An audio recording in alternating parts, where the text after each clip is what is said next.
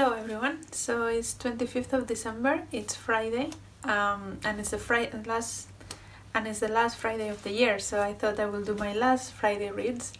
I have only read one book this week, and that is The Eighth Life by Nino Haratischili.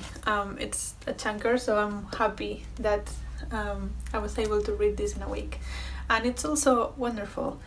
So this follows a family in Georgia throughout the whole of the 20th century. So it starts early 1900s and it finishes in 2007. And it follows this family throughout generations in Georgia, and we see how the Soviet Union went into Georgia, and Georgia stopped being an independent country and then slowly gained their independence, but all the problems that came with that as well. And this is all together with the family history and the personal circumstances, and also so this family has a recipe for a very delicious chocolate. It's a coarse recipe, and so everyone that takes it, something bad happens to them. So we see all the family go through so much, and we are meant to believe that it is partly because of the chocolate recipe. So yeah, that's basically what the book is about, and it's divided in a section, and each section follows a different member of the family, and it focuses especially on the women of the family. We have Stasia, who is the great grandmother of the family, and her sister Christine, and we follow that generation, and then we follow Stasia's children, Kitty and Kostya. Kostya is the only man that we follow, I think, quite thoroughly. And then we follow Elena, who is Kostya's child, and then Daria and Nisa, who are the Elena's children, and finally Brilka, who is Doria's child. The story is told from Nisa's perspective to Brilka, and that's why here it says for Brilka, if you can see. It's because this whole book is told to Brilka, and at the end, the last chapter, it's like blank. It's like book 8, Brilka, and then there's nothing, because it's for her to write her own story. I overall really liked this book. I thought it was really interesting how the whole family story came to be, and I also liked all the bits of history, of the Georgian history, that I didn't know that we have in here, and I think overall it's a really, really good book.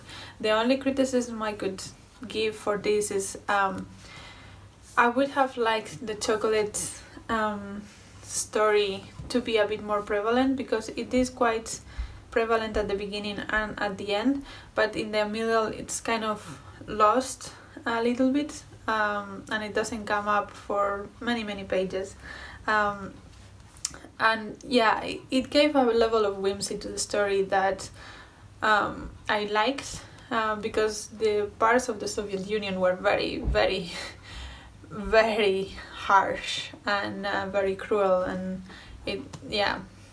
it's very harsh in that sense.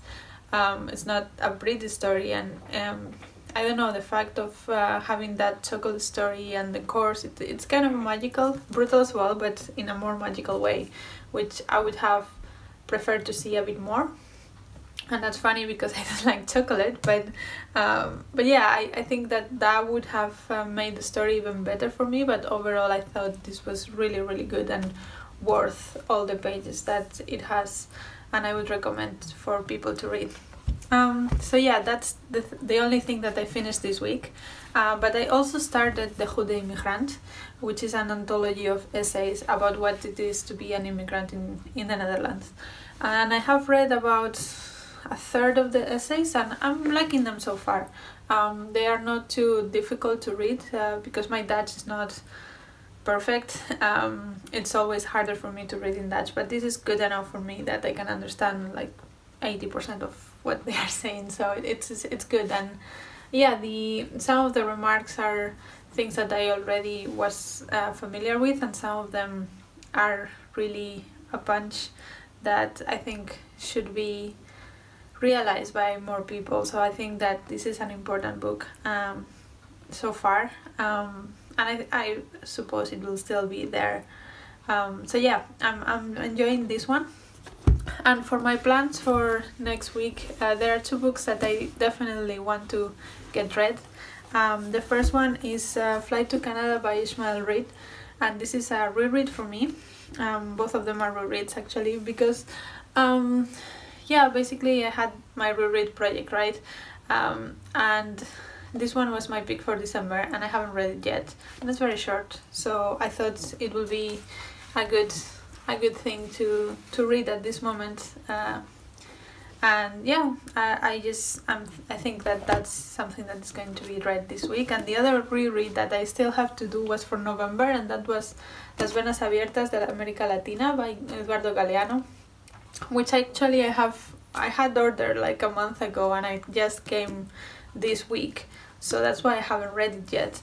But yeah, I think these 2 are for my reread project I really need to read before the end of the year. So this is what I'm going to concentrate on so far next week. And yeah, we'll see if I get anything else done or not.